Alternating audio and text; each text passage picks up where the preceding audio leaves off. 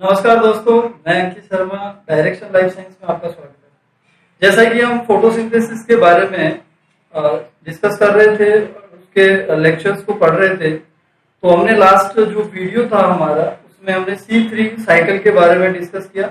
आज हम C4 cycle के बारे में डिस्कस करने वाले हैं और उससे जो डिफरेंसेस हैं C3 और C4 में वो हम पढ़ने वाले हैं। ओके, तो स्टार्ट करते हैं।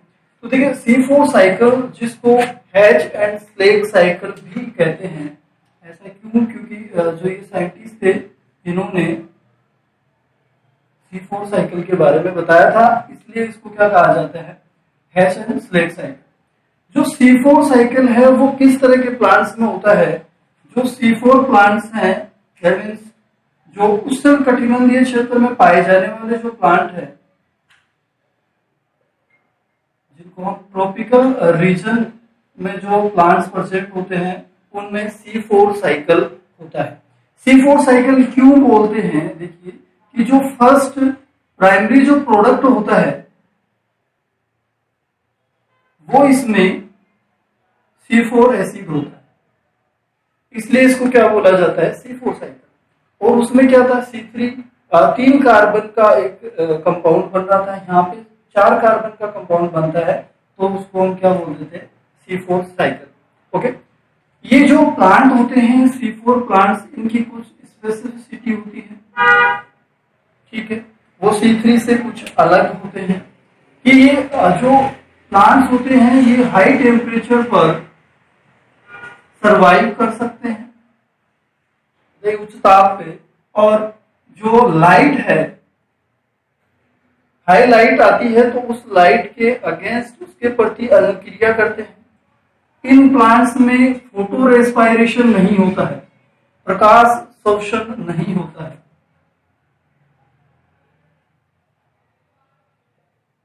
इनमें नहीं पाया जाता। इनमें की जो लीव्स होती हैं, इन प्लांट्स की जो लीव्स होती हैं, उनकी कुछ स्पेसिफिक एनाटॉमी होती है, जिसको हम बोलते हैं क्रेंच एनाटॉमी। क्रेंच एनाटॉमी, ओके, क्रेंच एनाटॉमी का मतलब ये है कि जो वेस्कुलर बंडल होते हैं, उस वेस्कुलर बंडल के वेस्कुलर बंडल के चारों ओर जो सेल्स की एक परत बन जाती है, जिन सेल्स को बोलते हैं हम बंडल शीथ या पुलाच्छद कोशिकाएं। तो ये देखिए, और इनके बाहर कुछ सेल्स जो हैं उनके अंदर मैक्सिमम नंबर में क्लोरोप्लास्ट होते हैं। देखिए ये मैंने क्रेंच एनाटॉमी की स्ट्रक्चर बना रखी है। ये जो है वो क्या है, मेसोफिल सेल, प्रण मध्योतक सेल्स। ओके, ये है वेस्कुलर बंडल,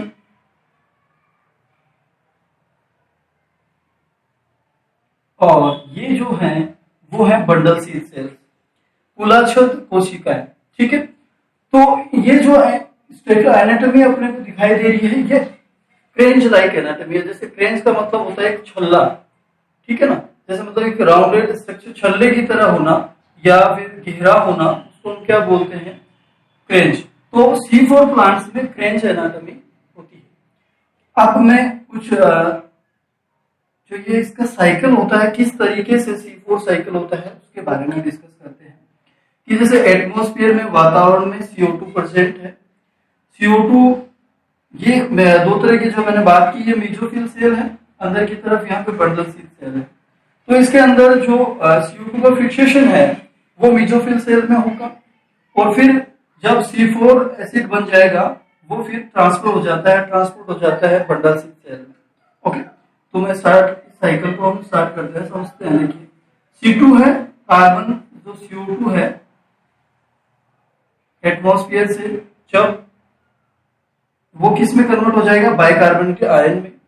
फॉस्फोइनोल पाइरुवेट जो है इसके साथ में यौगीकरण करेगा, और यौगीकरण से ऑक्जेलो एसीटेट का फॉर्मेशन होगा या ऑक्जेलो एसिड का फॉर्मेशन होगा, जो कि एक 4 कार्बन का एसिड होता है। इस रिएक्शन को कैटालाइज, इस रिएक्शन, ये जो अभिक्रिया हो रही है, इसको इस एंजाइम द्वारा क्या किया जाता है, कैटालाइज किया जाता है। इस एंजाइम को हम बोलते हैं phosphoenol pyruvate carboxylase. Okay, phosphoenol pyruvate carboxylase. जो ये C4 एसिड ऑक्सिलो एसीटेट का फॉर्मेशन हुआ है, वो फर्दर कन्वर्ट होता है मेलेट के अंदर C4 एसिड, मेलेट या फिर हम मेलिक एसिड बोलते हैं। यहाँ पे जो एंजाइम होगा वो होगा मेलेट डिहाइड्रोजिनेज, और यहाँ पे एनर्जी यूटिलाइज होगी, NADPS का कन्वर्जन हो जाता है NADP+। जो ये मेलेट है वो फिर ट्रांसपोर्ट होगा किसमें, बंडल शीथ सेल।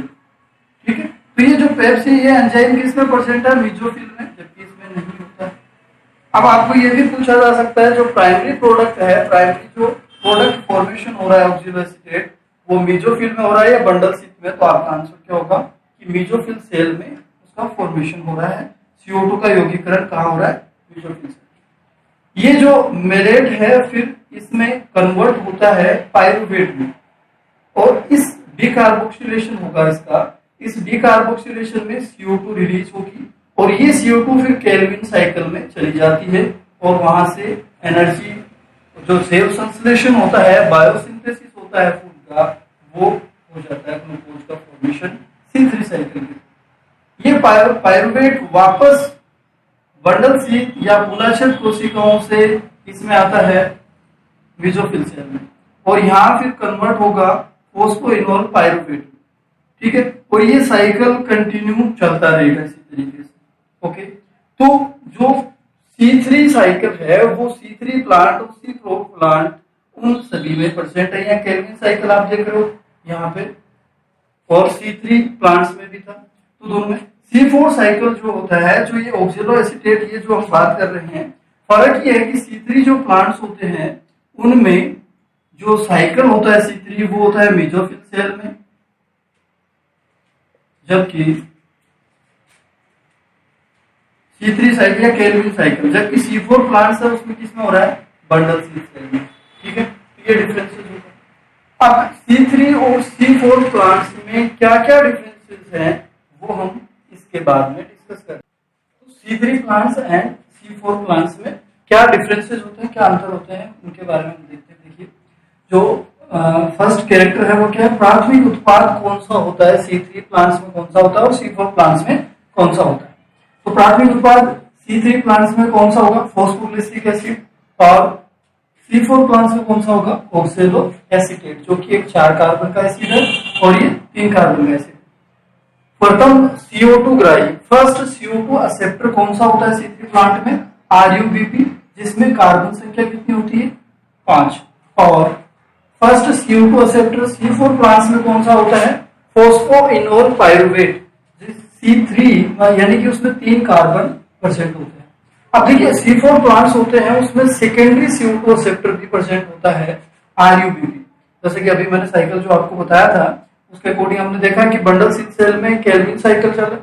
जब CO2 जब मेलेट पायरुवेट में चेंज होता है तो वहां पे CO2 रिलीज होती है, और वो CO2 को केल्विन साइकिल एक्सेप्ट कर लेता है, और वहां पे RUBP क्या होता है, CO2 एक्सेप्टर होता है। तो सेकेंडरी CO2 एक्सेप्टर भी प्रेजेंट होता है C4 प्लांट्स में। कोशिका कौन सी है, कोशिका है जिनके अंदर C3 साइकिल या केल्विन साइकिल हो रहा है, तो कौन सी, मेसोफिल सेल, और इसमें कौन सी होती है, बंडल शीथ सेल। ओके, कोशिका कौन सी है जिनमें प्राथमिक कार्बोक्सिलेशन हो रहा है, प्राथमिक कार्बोक्सिलीकरण हो रहा है, तो वो किसमें होता है, दोनों ही मेसोफिल सेल के अंदर क्या हो रहा है, कार्बोक्सिलीकरण होता है। ठीक है, नेक्स्ट कैरेक्टर की बात करें तो CO2 फिक्सेशन। तो CO2 का जो फिक्सेशन है वो एक टाइम ही होता है किसके अंदर, C3 प्लांट में, और C4 प्लांट में 2 टाइम होता है, जो कि मैंने अभी आपको बताया है।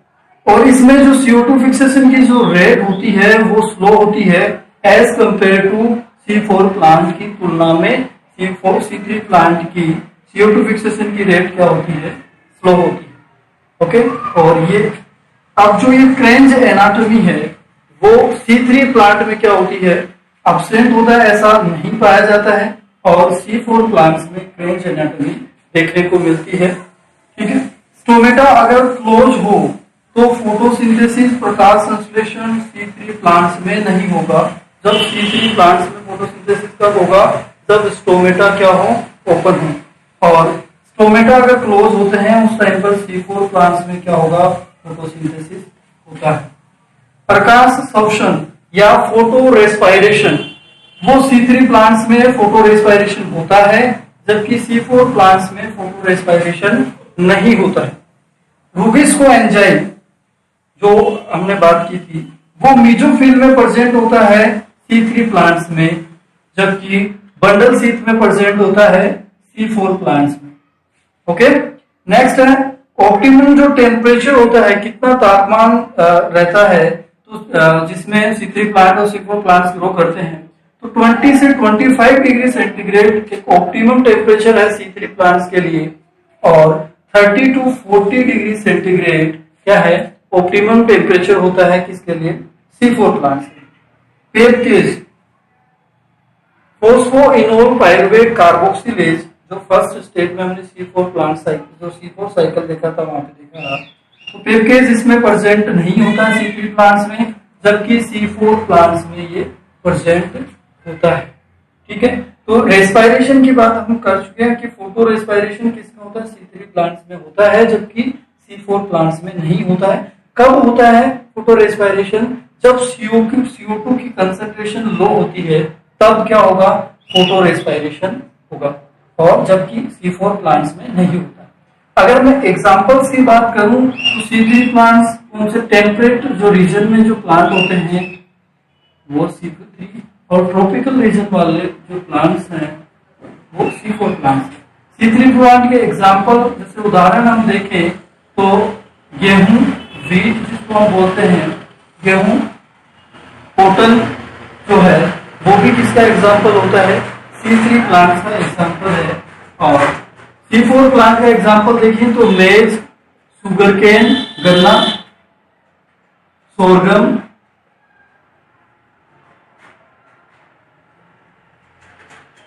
ये C4 प्लांट की क्या है एग्जांपल होते हैं। ठीक है, तो C3 और C4 प्लांट्स में ये डिफरेंसेस है।